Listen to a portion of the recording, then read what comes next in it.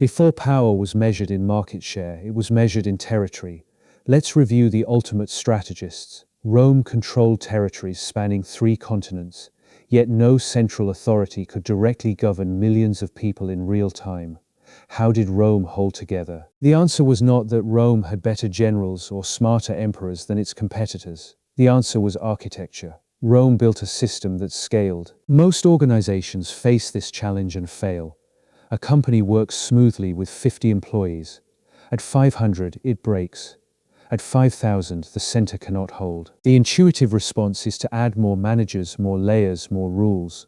But this just adds complexity. Rome discovered a different principle: delegate power, not just work. The provinces of Rome were not governed by Rome. They were governed by their own officials. But those officials operated within a framework that Rome had established. This distinction changes everything. It is the difference between centralized control and institutional coherence. Rome understood this difference. Most modern organizations do not. Modern organizations struggle with scale because leadership remains centralized. Every decision waits for approval from the top. The center becomes a bottleneck. Growth stops. The organization fractures or stagnates. A startup with visionary leadership grows quickly. The founder makes decisions. People follow. The problem emerges when the founder cannot make every decision anymore. 2 responses emerge. The first is to add hierarchy. Create managers who make decisions for the founder. But this often fails because the new managers lack the founder's vision. Inconsistency spreads. The second response is to centralize decision-making even more. This strangles growth. Nothing moves without the center's approval. Speed vanishes. Competitors who scale better overtake the organization. The assumption is that delegation means losing control, that distributed power means distributed priorities, that if everyone can decide, nothing stays coherent. Rome proved otherwise. Rome controlled more territory than any competitor. It did so not by concentrating power, but by distributing it through a system where local autonomy and central policy aligned. The Roman Empire was organized into provinces. Each province was governed by a prefect or proconsul appointed by the emperor, but the governor exercised genuine authority within that province. This was not mere autonomy. The governor was not free to do anything. He operated within constraints set by Rome: laws, tax codes, military deployments, and reported accountability. Below the province stood municipalities. Cities and towns had their own magistrates. These magistrates were often local, reflecting the province's traditions and preferences. Rome did not replace them. Beneath the municipal level stood the tribal or community structures. In some territories, Rome maintained traditional authority figures who agreed to operate within Rome's framework. Institutional layers enabled scale. Critical here, Rome did not insist on identical government everywhere. Different provinces had different structures, different legal systems, different relationships to Rome. Yet within this diversity, Rome maintained coherence through what historians call standardization of procedures: same tax collection methods, same legal principles, same currency, same military standards. The genius was this: Rome centralized the frameworks that mattered for empire-level coherence: law, taxation, military weights and measures, while allowing local variation in everything else, flexibility within bounds. This required something modern organizations rarely attempt: making explicit which decisions stay central and which delegate locally. Rome did this through its administrative codes. This clarity enabled scale. How did Rome maintain loyalty from a distant governor who held real power? The answer was institutional. Rome created multiple mechanisms to align incentives across levels. First, the governor's term was limited.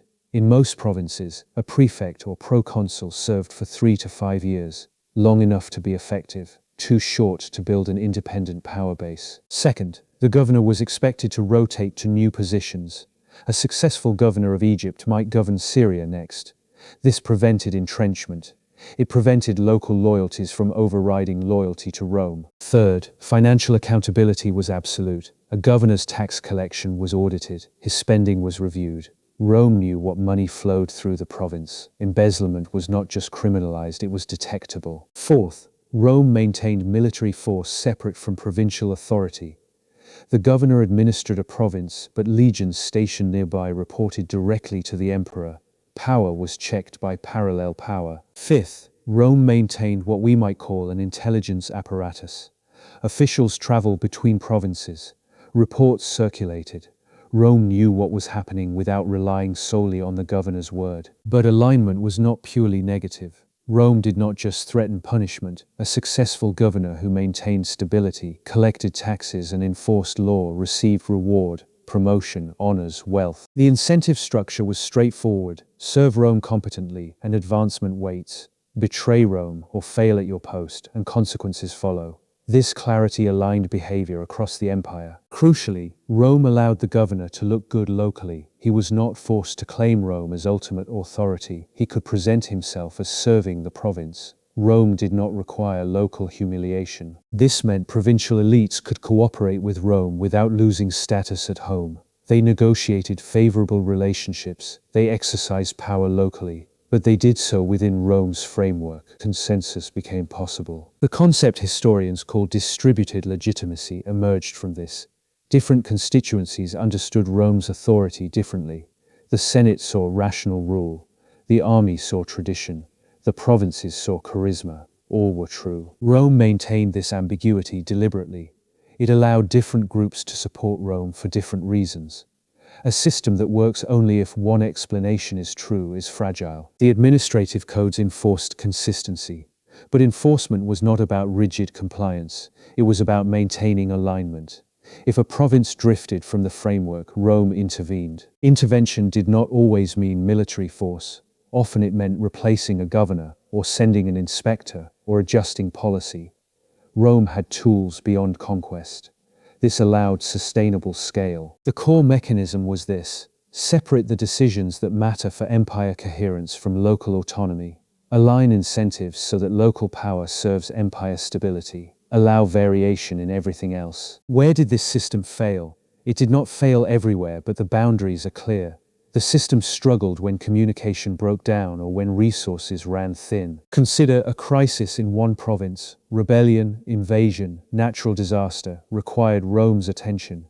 Communication across the empire took weeks or months. By the time Rome responded, much had changed. Another boundary: not all provinces were equally developed. Rome's system worked smoothly in urbanized, literate provinces. It struggled in frontier territories with less institutional infrastructure. A third limitation: Rome's system depended on governors accepting the legitimacy of Rome's rule. When a governor rejected Rome, when he attempted to build an independent power base, the system could not hold him without military force. A validating case: Egypt. Egypt was the wealthiest province, producing a surplus that funded the entire military. Yet Rome maintained Egypt's stability through administrative structure, not through permanent military occupation. Rome understood Egypt's value. Rome did not exploit it recklessly. Egypt's governor had genuine authority. Egypt's traditions were respected. This is why Egypt remained loyal across centuries while other wealth-laden territories revolted. Important boundary: Rome's system maintained stability but not equality. Some provinces were wealthier, some had more autonomy. Some bore heavier tax burdens. Stability and fairness are not identical. Rome chose stability. What did this structure enable? Longevity. The Roman Empire lasted centuries, not because Rome never made mistakes, but because it could absorb mistakes and continue. A province rebelled. Rome suppressed it, replaced the governor, and the system continued. A general attempted a coup. Rome defeated him, appointed a successor, and stability returned. The system enabled growth. Rome expanded by assimilating territories into its administrative framework. New provinces brought new wealth and new military resources.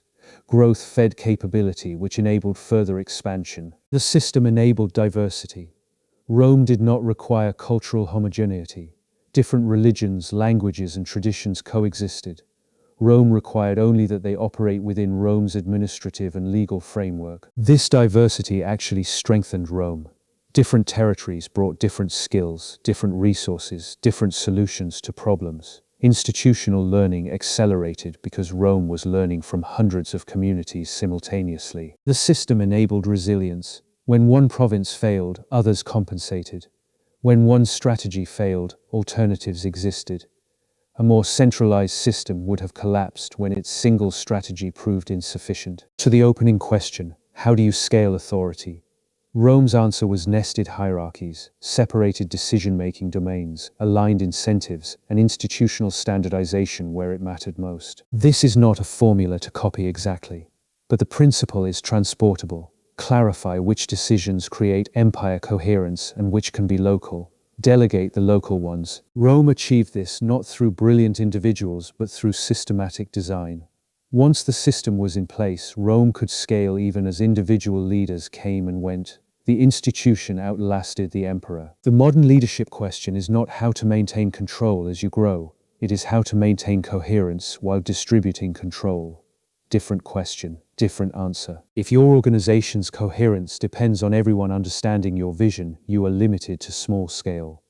Rome's coherence depended on shared frameworks, not shared vision. Frameworks scale. Which decisions actually create organizational coherence? Usually fewer than leaders think. Often it is core strategy, financial controls, quality standards, legal compliance. Everything else might delegate. Which decisions can be local? Most tactical decisions, most operational decisions, most decisions about how work happens. These decisions matter locally but do not affect empire coherence. Rome's system failed when this distinction blurred. When Rome tried to dictate local decisions, it wasted resources and created resistance. Clarity about decision boundaries is prerequisite for scale. Another principle: align local incentives with empire objectives. A governor benefits from province stability. This aligns with empire benefit. Misaligned incentives require constant monitoring and enforcement. The empire that must constantly police its governors has already lost. It is spending resources fighting its own structure. Rome invested in incentive alignment instead. This is more sustainable. None of this eliminates the need for accountability or consequences when agreements break, but it transforms the relationship from adversarial surveillance to aligned partnership. That difference defines sustainable scale. Rome scaled without a central authority that could directly govern every territory or every person. The throne changes. The strategy remains. Until next time.